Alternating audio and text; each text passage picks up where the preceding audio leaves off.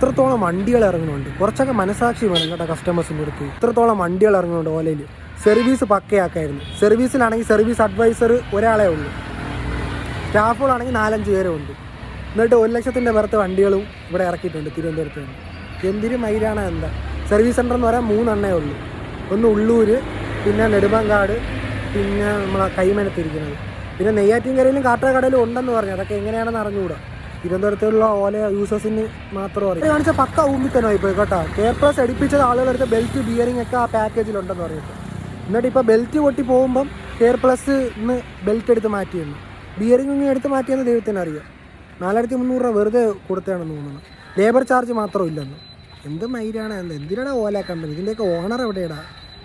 Regional മാനേജറൊക്കെ എവിടെയാണ് എന്താ. Service team കൊള്ളൂല, കസ്റ്റമർ കെയർ കൊള്ളൂല, സർവീസ് അഡ്വൈസർ പോരാ, സർവീസ് ടെക്നീഷ്യൻ പോരാ. ചുരുക്കി പറഞ്ഞാൽ മൊത്തത്തിൽ കൊള്ളൂല. ആരും ഓല എടുക്കല്ലേ. വേറെ വല്ല ബ്രാൻഡും എടുത്ത് ജീവിക്കാൻ നോക്കും മെയിൽ.